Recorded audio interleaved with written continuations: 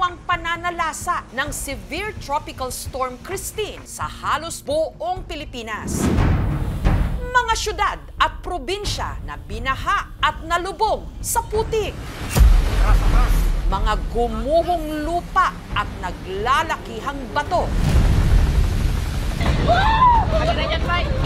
Mga nawasak na tulay. Mga pier o port na nasira. Mga bahay na bubong na lang ang kita. Mga buhay na tinangay. Mga kotseng inanod. Dahil sa lakas ng hangin, bukod sa matinding ulan at mga pahirapang pag-rescue. Tulong! Kailangan na namin makaalis dito. Baka kami magre-rescue. Sa Nabua, Camarines Sur, nakuhanan ng isang lalaki na kapit-tuko sa puno ng nyog para hindi tangayin ng rumaragasang baha.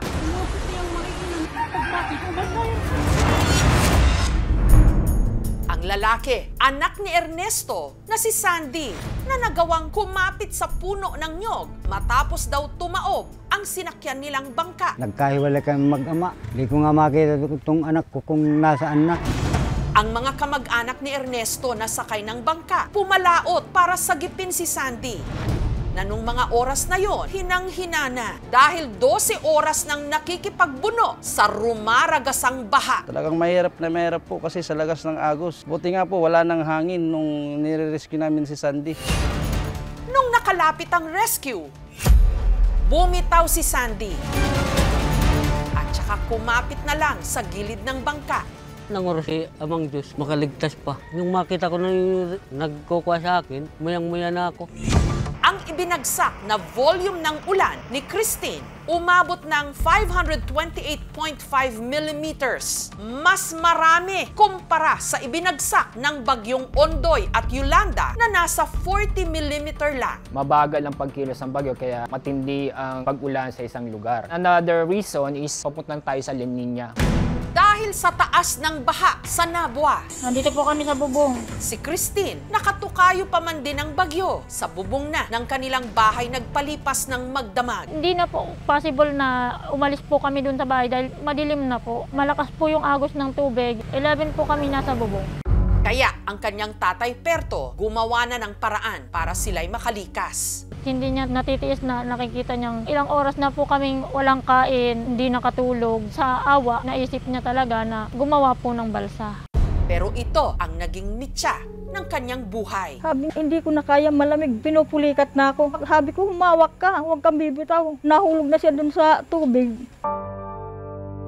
Trinay ko po siyang i-CPR. Kahit anong gawin ko po, wala na talaga. Hindi na siya nagre-response. Tapos sobrang lamig niya na po.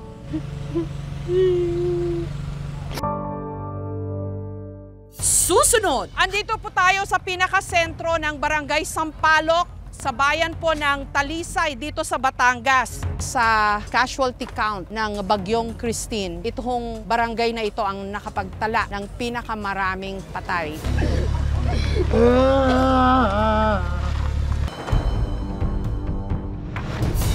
Sa buong Pilipinas, tinatayang mahigit 80 ang bilang ng mga nasawi, 18 sa mga ito, o baka mahigit pa nga mula sa landslide sa Talisay, Batangas.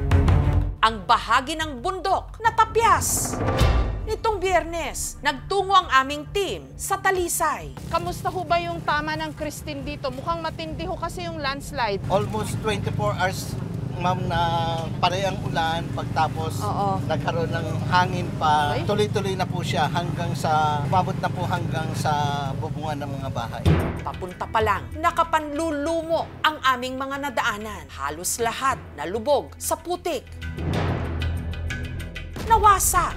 Walang pinalagpas na bahay. Andito po tayo sa pinakasentro ng Barangay Sampaloc, sa bayan po ng Talisay dito sa Batangas. Kita nyo ho naman kung gaano katindi yung tinamo nila ritong pinsala kasi doble-doble ho yung delubyo na tumama sa kanila. Gawa ho ng malakas at wala raw pong tigil na pag-ulan, dumausdos yung lupa mula dito sa bundok, sa mataas na bahagi po nitong barangay na to.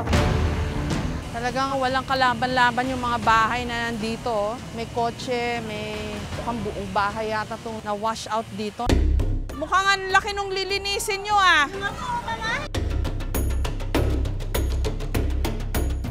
Ang pinakamasakit para sa mga nakatira rito, hindi ang mawalan ng bahay o ng mga ari-arian, kundi ng kanilang mga mahal sa buhay. Katulad ni Zeddy na namatayan ng 5 miyembro ng pamilya. Tatay ko, tsaka kapatid, Joey, tsaka 2 pamangkin. Ano nangyari? Na ano sila, ng mga batot. Sa ngayon, Friday, ang official na death count dito, 14. 12 daw doon bata. Sabi ni Zeddy, meron pang mga 5 o 6 na hindi nakukuha doon. So, baka umabot ng 20 yung death toll. Paano mo kinakaya to? Sakit to sa una, kahapon pa lang. Nasa loob ng bahay nyo, Sa gano'n? loob po, tapos sinubukan nilang makalabas. Hindi na kinaya, inabot na ng mga malalaking bato. Nasaan ka nun? Nasa baba po. Anong ginawa mo nung nabalitaan mo? Pupo ako, kapag dating ko dyan, sumalubong yung kapatid kong bunso. Oh, ba't ang sabi wala na yung Hindi, mga... nakita ko na talaga, nakahiganap na. Ang sinisisi ng ilang mga residente ang di umano illegal quarry na ilang metro lang ang layo mula sa mga kabahayan. I think the only reason was the deforestation. Madami nagtutroso sa taas, naubos lahat yung dapat nakaharang doon, which is yung mga puno. Kasya ang isang football field doon sa lawak ng paghuhukay. Yung open pit nila, walang mga benches.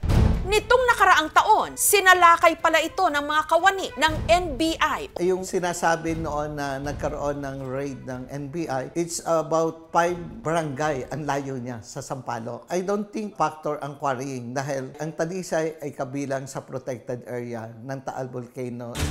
Maliit lang ho itong barangay na ito, pero sa casualty count ng Bagyong Christine, itong barangay na ito ang nakapagtala ng pinakamaraming patay. Nadatnan din namin ang lalaking ito na walang tigil sa paghuhukay. Ang kanyang hinahanap, ang kanyang mag-inang natabunan ng guho.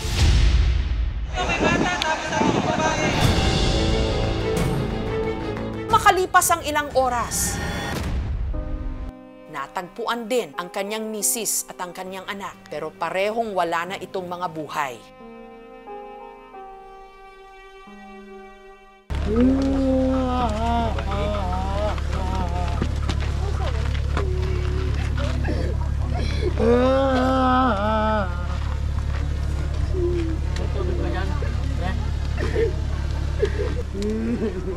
Kahit masakit, kailangan tanggapin para lang sa natira ko pang 2 anak.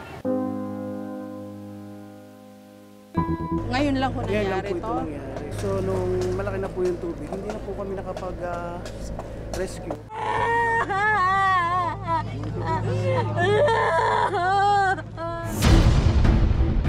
Mga paulit-ulit na trahedya na nagpapakita ng puot ng kalikasan. Kung gaano tila wala tayong kalaban-laban. Tulong! Kailangan na namin makaalis dito. Baka kami magre-rescue. Pati na kung paanong ang desisyon at aksyon ng mga nasa kapangyarihan ang magtatakda sa ating kaligtasan.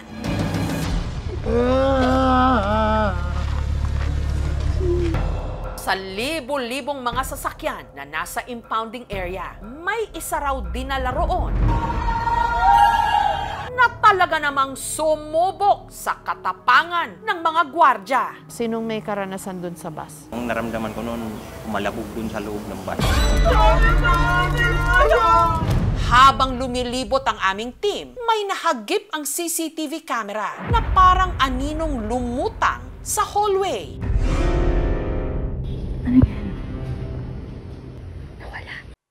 Thank you for watching, mga kapuso. Kung nagustuhan niyo po ang videong ito, subscribe na sa GMA Public Affairs YouTube channel.